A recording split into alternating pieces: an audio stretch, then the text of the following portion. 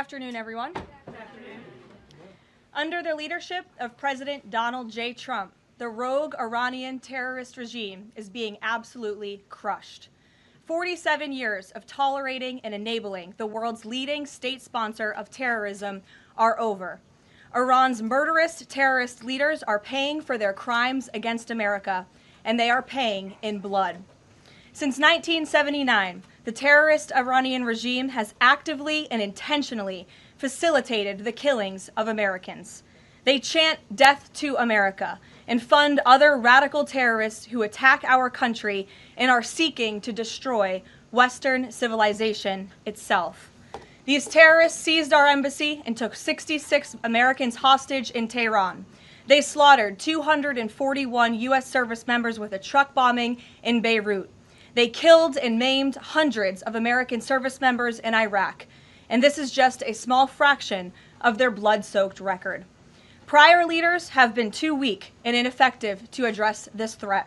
Some, like Barack Hussein Obama, even sent pallets of cash that ultimately financed this terrorist crusade against the United States and our people, while signing stupid and naive deals that put Iran on the path of developing nuclear bombs. After years of endless appeasement and empty statements from politicians on both sides of the political aisle in this town, President Trump is finally the man of action. President Trump is holding these monsters accountable and permanently extinguishing their nuclear ambitions. Future generations of Americans will look to this moment as the moment where the specter of a nuclear armed Iran ended. At the beginning of Operation Epic Fury, launched last weekend, President Trump laid out clear objectives to the American people on what the U.S. military seeks to accomplish through these major combat operations. Number one, destroy the regime's deadly ballistic missiles and completely raze their missile industry to the ground. Number two, annihilate the Iranian regime's navy. And so far, we have destroyed more than 20 Iranian ships, including their top submarine last night, using a torpedo for the first time since World War II. There is not a single Iranian ship underway in the Arabian Gulf, Strait of Hormuz, or the Gulf of Oman. Number three, Operation Epic Fury will ensure the regime's terrorist proxies in the region can no longer destabilize the region or the free world and attack our armed forces. And thus far, Iran's proxies are hardly putting up a fight. Number four, this mission will guarantee that Iran can never obtain a nuclear weapon. It's safe to say that thus far, Operation Epic Fury has been a resounding success. American forces have struck more than 2,000 targets, destroying hundreds and hundreds of ballistic missiles, launchers, and drones.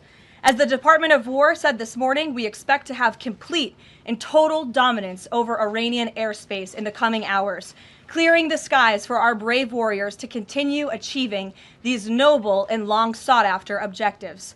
There's been a lot of misreporting and intellectual dishonesty from the American media on why President Trump decided to launch this operation.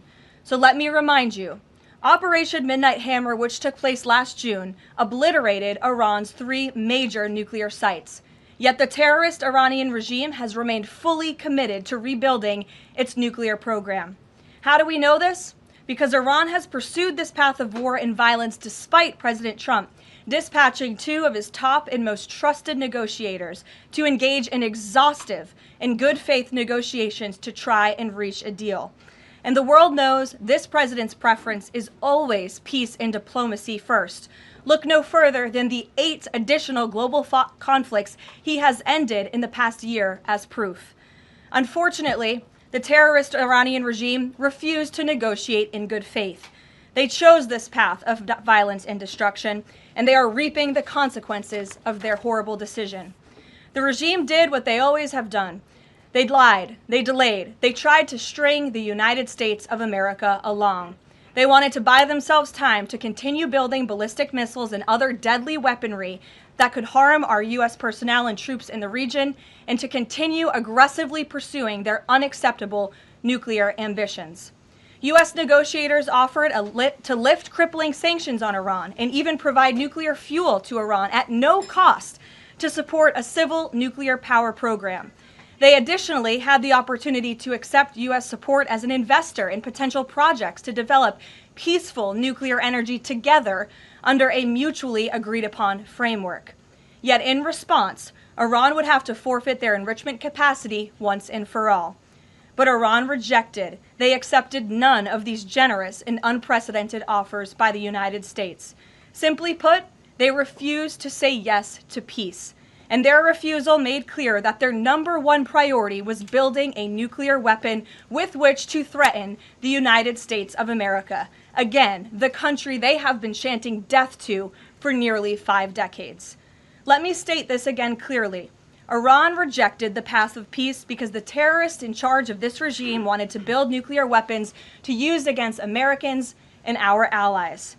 President Trump made the determination, a courageous determination and decision, that the path the United States was on with Iran had only one outcome: massive death and destruction at the hands of a nuclear-armed terroristic regime.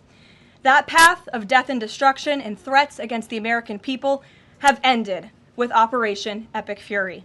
Operation Epic Fury has forged a new path that will better ensure the security of the United States and our people.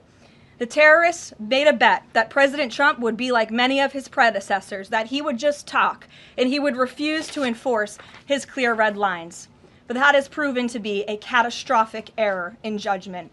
When President Trump makes a threat, and I have reiterated that threat many times from this podium to all of you over the past year, President Trump does not bluff. The president's words are backed up by the mightiest warriors in the world who possess the most sophisticated capabilities this world has ever known. 49 and counting of the most senior Iranian regime leaders, including the supreme leader, have already been wiped off the face of the earth. Make no mistake, killing these brutal terrorists is good for America and makes the world a much safer place. I want to also extend our prayers and condolences to the families of the 6 U.S. military service members who have been lost in Operation Epic Fury.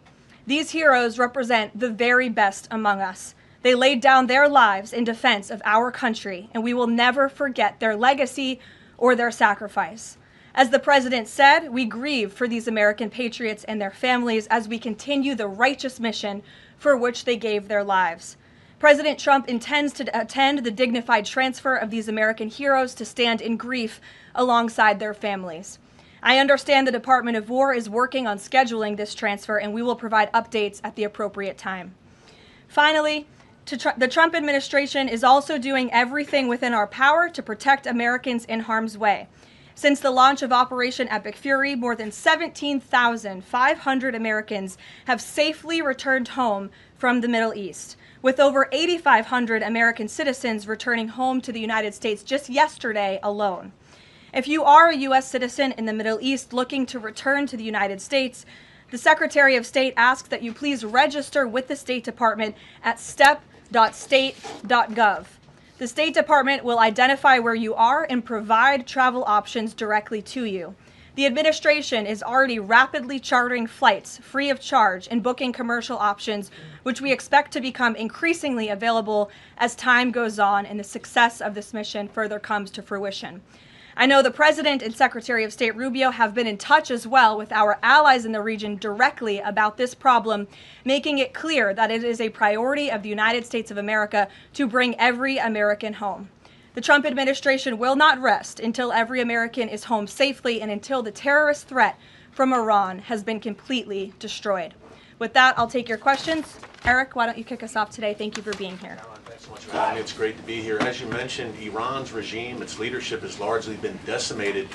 Do we have a sense right now of who is actually calling the shots in Iran? And we're also hearing reports that the Supreme Leader's son may be named his successor. Do you have any more information about that? I just had a quick follow-up as well. Sure. We've seen those reports as well, of course, and this is something that our intelligence agencies are closely monitoring and looking at. The truth is, we'll have to wait and see. The president has said repeatedly that the objectives of Operation Epic Fury are the 4 military objectives that I laid out for you previously: to destroy Iran's navy, to destroy their ballistic missile capacity, to ensure their proxies in the region can no longer harm Americans, and to also ensure that they can never obtain a nuclear nuclear weapon. As for what comes next for Iran, the president has said, of course, it's a good thing for the United States to want freedom for the Iranian people, and ultimately we hope that freedom rests in their hands. Caroline, we see the Arab and Muslim nations coming under fire as well. President Trump's vision for the region has been to bring the Arab and Muslim nations to the table together, Abraham Accords, obviously, with Israel.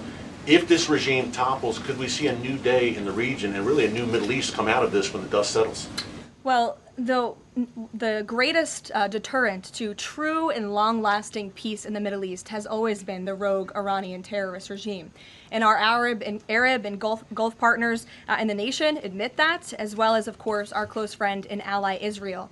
We have seen all of the Arab partners in the region come together during this time on the phone with President Trump, many of them commending him for this bold and brave action to protect American troops and our bases in the region that are housed in many of these Arab and Gulf states. And I know that many of these regional partners are contributing their air defense capabilities as well. Jordan, Bahrain, Saudi Arabia, the UAE, Qatar, Kuwait, and the president continues to be engaged with all of them. Welcome. Garrett. Also have two, if you'll humor me. Axios, I think, was the first to report this morning this phone call between the president and Prime Minister Netanyahu, saying that Netanyahu had given the U.S. this information about where the Ayatollah would be and that he'd be with his deputies on Saturday. How important was that information in the president making the decision to strike where and when he did? I think it was important with respect to the timeline, but I think the president, prior to that phone call, had a good feeling that the Iranian regime was going to strike the United States assets and our personnel in the region. And the president was faced with a choice. Does the United States of America use our military and our capabilities to strike first, to take out this threat that has been threatening our country and our people for 47 years, or is he going to, as commander-in-chief, sit back and watch as the rogue Iranian regime attacks our people in the region? That's obviously an unacceptable decision. For the second choice there is unacceptable to the president, which is why he made this decision. As for where the Ayatollah was going to be, that obviously had an impact on the timeline of the operation, but not quite the president's decision in its entirety. And then on the way the public is viewing this, we were sitting here last week, I asked you if the president was going to make this a big part of the State of the Union, if he felt like he had to sell the possibility that he'd do strikes like this. We're now 5 days on. He hasn't done kind of the traditional speech to the nation part of it. Does the president believe the country supports the actions that he's taken so far in Iran? I think he does, and I think the president knows the country is smart enough to read past many of the fake news headlines produced by people in this room that this action was unjustifiable. Again, this is a rogue terrorist regime that has been threatening the United States, our allies, and our people for 47 years. And the American people are smart enough to know that. And they've also been smart enough to listen to the president himself, not just over the past year in this second term, but during his first term as president, and also for the past 40 years of his life. This is a president who has been remarkably consistent on this issue, that Iran can never obtain a nuclear weapon. And the president tried peace through diplomacy, exhaustively and extensively. He and his team gave it their best go, and the president ultimately came to the determination of that peace was not a pursuable path. The Iranian regime, they want death, they want destruction, they want to kill Americans, and that's unacceptable to this president. It's intolerable to him as commander-in-chief. Jackie. Thank you, Caroline. Obviously seen the update from the State Department on the 17,500 Americans that have already come back, including some 8,000 just yesterday. There are still 6,000 that are looking to get out, as I understand it. And just in the context of what you just told Garrett about the president's decision on a timeline, if he had decided to do this strike before receiving, the specific intelligence about the meeting on Saturday, should there have been more done in advance of the strikes to try to get those Americans in the region resources and information to get home before day 3 of the war? There was many signs put out by the State Department, and I wish that everyone in this room would report on them. The Secretary of State issued level 4 travel advisories dating back to January for many of these countries in the region. On January 14th, the U.S. mission to Saudi Arabia advised personnel and Americans to exercise increased caution and limit non-essential travel to any military installations. On February 11th, the U.S. Department of State Consular Affairs shared a list of countries with level 4 do not travel advisories. You can't be much more clear than that. Do not travel to these following countries. On February 23rd, the U.S. Embassy in Lebanon ordered non-emergency government personnel and family members to leave Lebanon due to safety risks, and we helped them do that. On March 2nd, the State Department urged U.S. citizens to depart Lebanon immediately. With respect to Iran, on February 27th, the Secretary designated Iran as a state of sponsor of wrongful detention and stated no American should travel to Iran for any reason. And again, on February 27th, the U.S. ambassador to Israel warned Americans to leave Iran, and they provided travel advisory alerts through the U.S. Embassy in Jerusalem. So the State Department was all hands on deck on advising extreme caution and do not travel alerts to Americans in the region. With respect to the Americans who are still in the region now, again, the State Department is asking that they register at the website so they can directly identify you, and we are actively and rapidly working to charter flights. There is some commercial flights that are taking off intermittently from these countries, and we plan to get Americans on board as quickly as possible, again, free of charge to them. And we have some additional measures that I think will be announced in the coming days. Again, I can also reiterate from the President's perspective, this is something he's brought up directly with our allies and partners in the region, that we expect their help in getting Americans home, and we will do that, and we will not rest until every single American is returned home safely. Thank you. And then one follow-up just on how people might be experiencing this at home. With respect to the economy and the cost of oil spiking, is there a need to start those Navy escorts in the Strait of Hormuz now to sort of blunt the impact to people? And also, because Spain is a member of the EU, does that at all put a wrinkle in the President's plan for a trade embargo with them? With respect to Spain, I think they heard the President's message yesterday loud and clear, and it's my understanding over the past several hours they've agreed to cooperate with the U.S. military, and so I know that the U.S. military is coordinating with their counterparts in Spain, but the President expects all of our European allies, of course, to cooperate in this long sought-after mission, not just for the United States, but also for Europe, to crush the rogue Iranian regime that, again, not only threatens America, but also threatens our European allies as well. With respect to oil prices and the economy here at home, of course, this is something that Secretary Bessent, Secretary Wright, the National Economic Council of Energy, that is led by Secretary Burgum, has been long working on and well in advance. Yesterday, President Trump announced the U.S. Development Finance Corporation will provide political risk insurance at a very reasonable price for crude carriers and cargo ships operating in and around the Gulf. And as you pointed out, Jackie, the President said if necessary and when appropriate, the U.S. Navy will begin escorting tankers through the Strait of Hormuz. I think it speaks to why this action was so necessary, that ultimately the energy industry is going to benefit from the President's actions with respect to Iran, because Iran will no longer be controlling the Strait of Hormuz and restricting the free flow of energy, which, as you all know, controls 20% of the world's global oil supply. Sure. Thanks, Karoline. The President said yesterday there wasn't time to make evacuation plans because this all happened so quickly.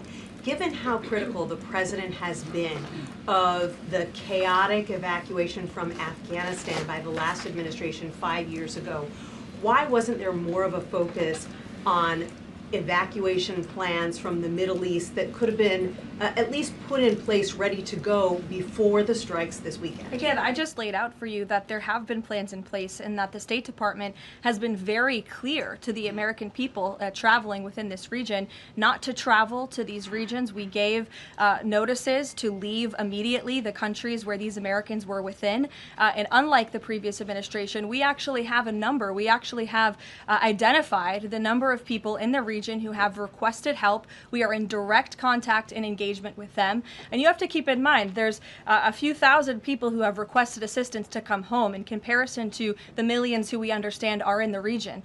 So we will help every single American who wants to come home if they're making that request of the State Department. But Americans who called the State Department hotline as recently as last night were being told, we can't help you, you have to make your own plans. Well, the line was updated, and I expect every single person in this room to report on that accurately, so that information can be relayed appropriately to your audiences and to the American people. I think as journalists, you all have a responsibility to let them know that the line has been updated accordingly with the proper guidance, because I saw many people in this room very quick to do selfie videos with the line yesterday, but not so quick to report on the corrected message today.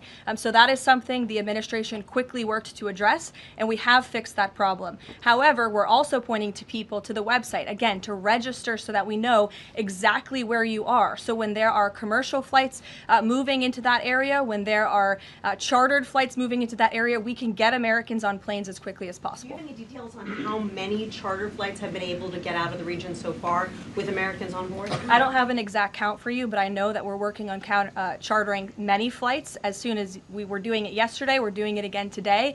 And you should not expect us to detail exactly when these flights are taking off for obvious reasons. The Iranians have shown that they are not going to hesitate to target civilians in the region, which is completely intolerable. But for safety and security reasons, we're not going to be broadcasting when flights full of Americans are going to be taking off, obviously. Danny. At the top there, you said that the Iranian regime is being absolutely crushed. Can you explicitly say then whether or not regime change is a goal of President Trump's operation? The goals of this operation have been made very clear, Danny, and the president has said them in his speech when he launched this operation and released that video in the middle of the night to all of you and to the world. The stated military objectives of Operation Epic Fury are as follows: eliminate Iran's ballistic missile threat, destroy their naval capability, disrupt missile and drone production infrastructure, sever their pathway and end their pathway to nuclear weapons. And I can report, as you all saw from the Pentagon today, that thus far this operation has been remarkably successful. Again, we're moving towards complete and total control of Iranian airspace. We have continuous 24/7 strike operations ongoing. We've had more than 2,000 targets that have been struck. Nearly 2,000 munitions have been employed. The first 24 hours of this campaign were described nearly as twice the scale of the 2003 shock and awe campaign. And we've seen that the enemy, the Iranian rogue regime, their retaliatory strikes against the United States and the threat reduction has reduced significantly. If you look at the Iranian ballistic missile launches, they're down 86% from day one levels. So while the United States military continues to increase its complete dominance over this rogue regime, they are weakening day by day. Regime change is not a phrase that you would want to use. Again, Operation Epic Fury, I just detailed the goals and objectives of this very quickly. But obviously, as the president has said numerous times, do we want to see Iran being led by a rogue terrorist regime? No, of course not. So any day the United States of America is taking out a terrorist is a good day for our country and a good day for our people.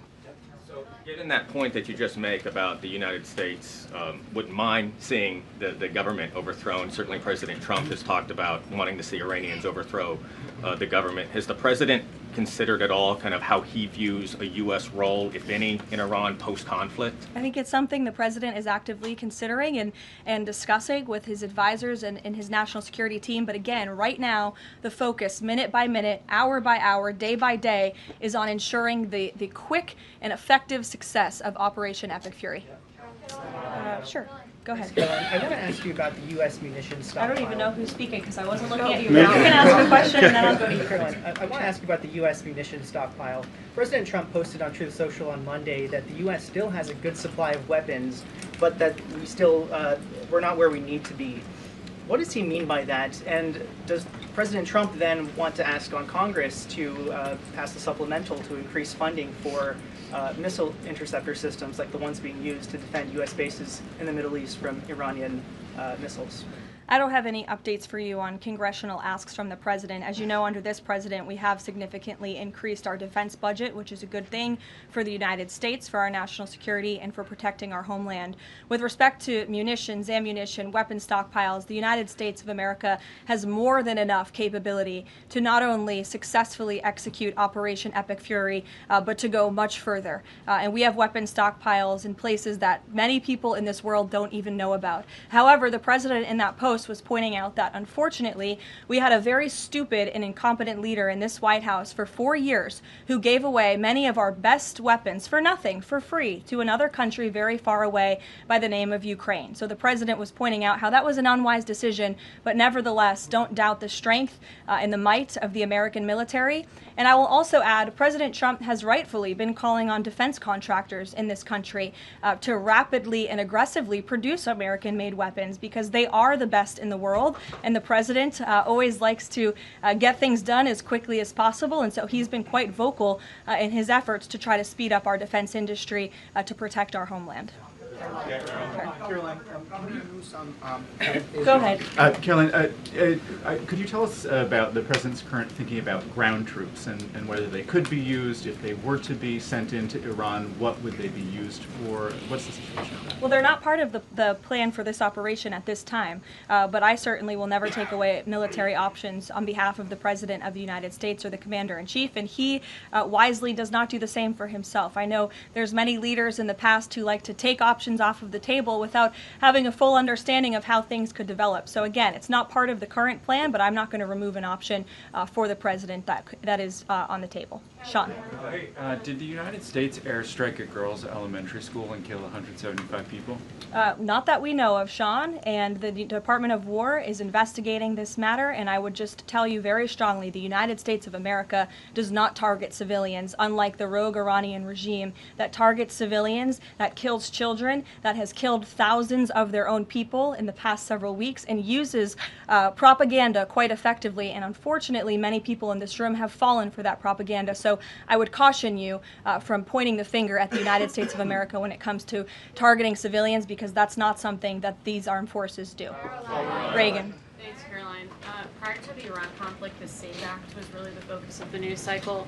Is the SAVE Act still a priority for the administration? Absolutely. Could you just provide an update on the administration's talks with Congress to get the SAVE Act through? SAVE Act is absolutely still a priority for this president and the administration. The focus, of course, of much of the president's time right now is on ensuring the success of Operation Epic Fury, but the president can walk and chew gum at the same time, and he's very much continuing to focus on the issues that matter here at home for the American people, including the passage of the SAVE Act, including on bringing down the cost of living, which is why you'll see the president in about an hour and a half at the Ratepayer Protection Pledge Roundtable, where he will be sitting with big tech companies, with AI companies who are building in communities across the country and have pledged to pick up the cost of the electricity tab in these small towns and communities across the country, which is a great thing for American consumers. So you'll be hearing from the president directly on this very important domestic agenda item later this afternoon, and it's something that he mentioned in his State of the Union address. So check it off the list as another promise made and kept by this president. Sure, go ahead. Thanks, Caroline. I just wanted to get back to Danny's question. So those 4 objectives that you read out do not explicitly include regime change. If those objectives were achieved and the Islamic Republic still existed, would that be an acceptable outcome? That's a hypothetical question that I'm not going to engage in. Again, right now the president and the commander-in-chief are focused on executing the success of Operation Epic Fury, which we are already doing so in a very tremendous and impressionable way. Stephen. Thank you, Caroline. 2 questions. The Trump administration reportedly is considering arming Kurdish forces in the hopes of inspiring a popular uprising in Iran. Could you comment on that report? I can comment on the fact that the president has held many calls with partners, allies, and leaders in the region, in the Middle East. He did speak to Kurdish leaders with respect to our base that we have in northern Iraq. But as for any report suggesting that the president has agreed to any such plan is completely false and should not be written. President Trump was saying yesterday that he is okay with someone from within taking over in Iran. He spoke about how Venezuela he saw as a successful model where Delcy Rodriguez took over and had a better relationship. Iran's President Pezeshkian, he took office in 2024 as a relative reformer. He's part of a 3-man council now replacing the supreme leader. Does President Trump see him as a potential successor who is more pliable? Again, that's another hypothetical, and I haven't spoken to the president about this specific individual, so I don't want to get ahead of him on any assessments that should be made. Thank you. Yesterday, the president acknowledged that oil prices will be a bit high. As for gas prices here in the U.S., what is the admin doing right now to counter that? I mean, should they skyrocket? Is there a plan to help, Americans right now with those higher gas prices? And then a second question. On the rash that was on the president's neck, the White House physician said it was a preventative skin cream that he was using, but why is the president using this cream? What are they trying to prevent with this cream? To your second question, I don't have anything additional to add to the physician statement that we provided to all of you on those questions, but I know the statement said that the redness on the neck will dissipate within the next couple of weeks. To your first question about oil prices, thank God we have a president who has exuded American energy dominance over the past year, an administration that is wholeheartedly focused on keeping prices stable as best as we can. Of course, this operation is temporary to protect the homeland, but crude oil prices did fall yesterday. They remain stable today after the president announced steps to ensure the stability in global energy markets. Again, those include the DEC offering reasonably priced political risk insurance and the potential for the U.S. Navy to provide protection for the flow of energy through the Strait of Hormuz. It is the president's belief and his economic team's belief that the economy continues to be very strong, it's robust, and will be able to weather any of the temporary impacts of Operation Epic Fury. John. Thanks a lot, Caroline.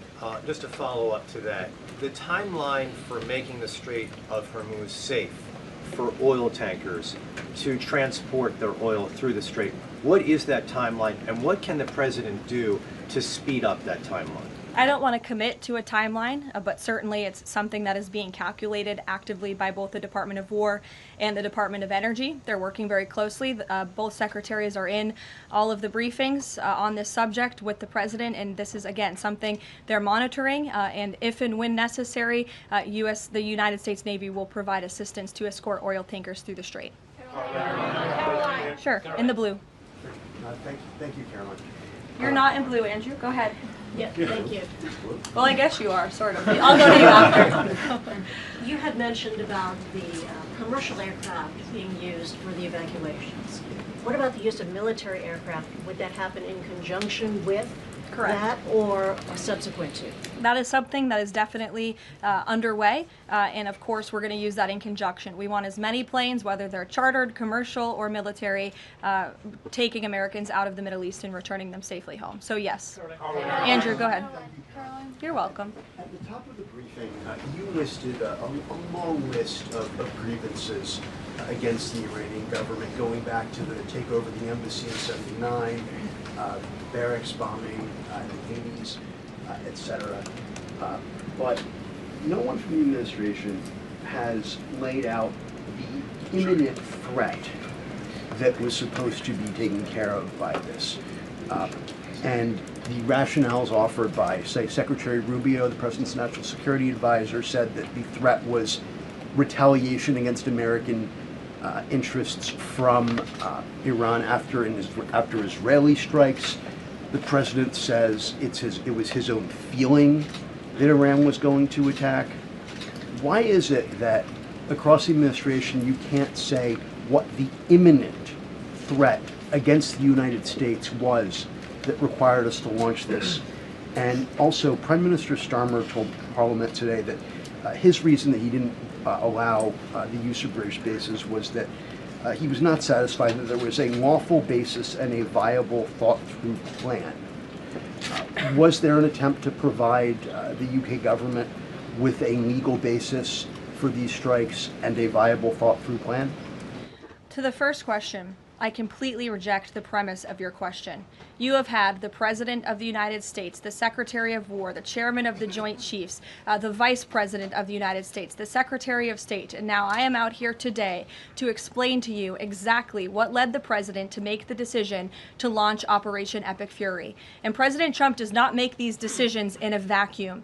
This decision to launch this operation was based on a cumulative effect of various direct threats that Iran posed to the United States of America, and the President's feeling based on fact that Iran does pose an imminent and direct threat to the United States of America, based on the fact that they are the world's leading state sponsor of terrorism, based on the fact that they were rapidly and aggressively building up their ballistic missile program to give themselves immunity within their country alongside their navy, so that inside their country they could continue to create nuclear weapons and nuclear bombs, which would of course pose a risk to Americans in the region and even Americans one day here at home. And then another point on this is the president found that through these extensive, exhaustive, failed negotiations with Iran, that they were hell-bent on death and destruction. So again, the president was not going to be just another president on a very long list who sat back and stood by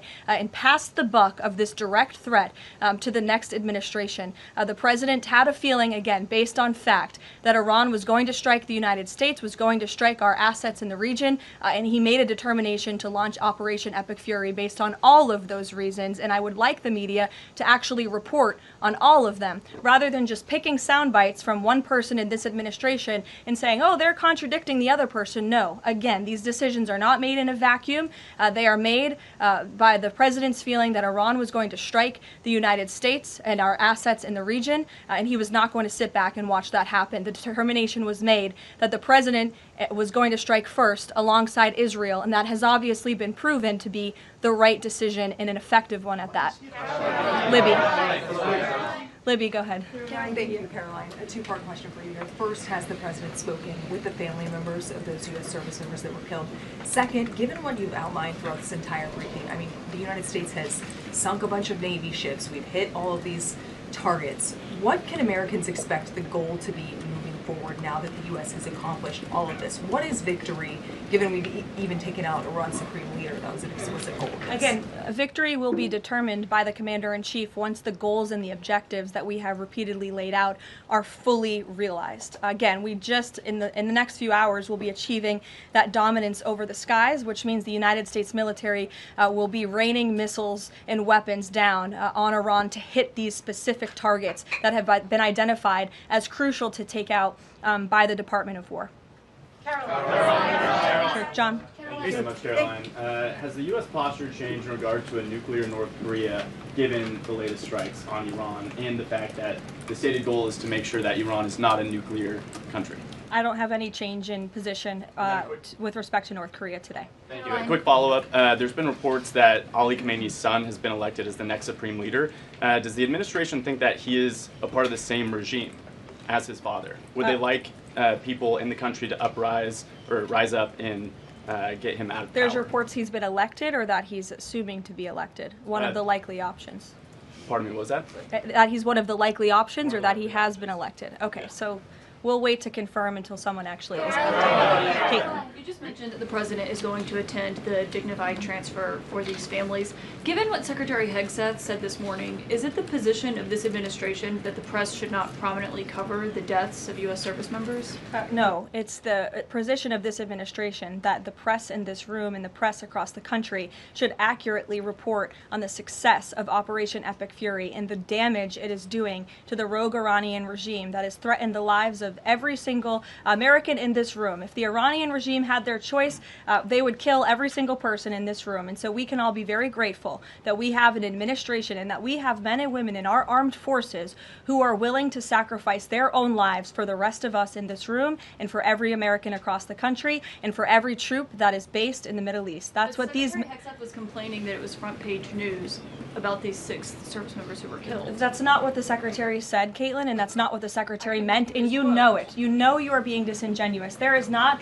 We've never had a Secretary of Defense who cares more... Drones get through or tragic things happen, it's front page news. I get it, the press only wants to make the president look bad. Yeah, As you know, we cover the deaths of U.S. service members under every president. The press does only want to make the president look bad. That's a fact, especially you. No, listen to me.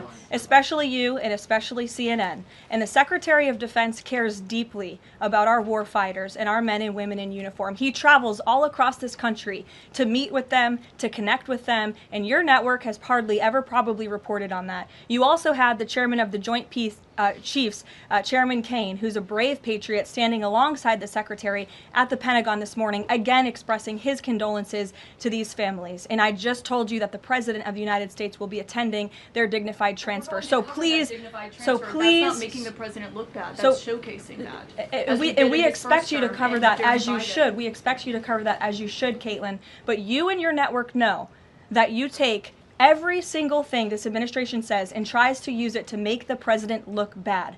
That is an objectable fact. I don't think covering troop deaths is trying to make If you're trying to argue right now that CNN's overwhelming coverage is not negative of President Donald Trump, I think the American people would tend to agree, and your ratings would tend to disagree with that as well.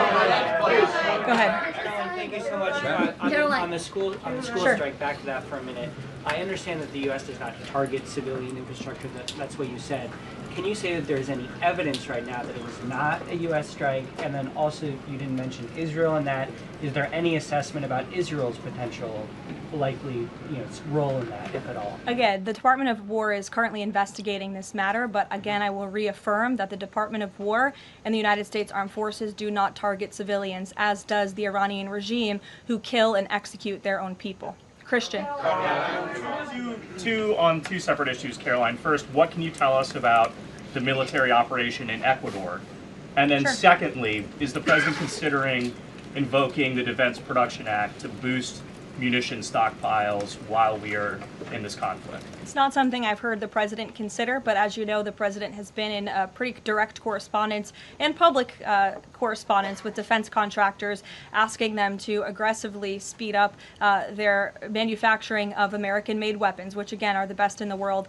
With respect to Ecuador, I would point you back to the statement released by the U.S. Southern Command. On March 3rd, Ecuadorian and U.S. military forces launched operations against designated terrorist organizations.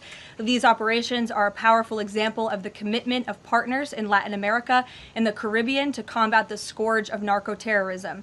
And together, we are taking decisive action to confront narco-terrorists who have long inflicted terror, violence, and corruption on citizens throughout the hemisphere. And with on that, I would also add that this weekend, I'm pleased to announce, the president will welcome the heads of state from 12 nations across our Western Hemisphere in Miami, Florida on Saturday. The point of this newfound Latin America summit is to promote freedom, security, and prosperity in our region. The following countries will be in attendance: Argentina, Bolivia, Chile, Costa Rica, the Dominican Republic, Ecuador, El Salvador, Honduras, Panama, Paraguay, Trinidad and Tobago, and maybe some others as well. And the president will be speaking with the leaders of this country who have really formed a historic coalition to work together to address criminal narco-terrorist gangs and cartels and counter illegal and mass migration into not only the United States but the Western Hemisphere, which remains a key and top priority of this president. Thank you very much, everyone, and you'll see the president yourselves in an hour. Thank you.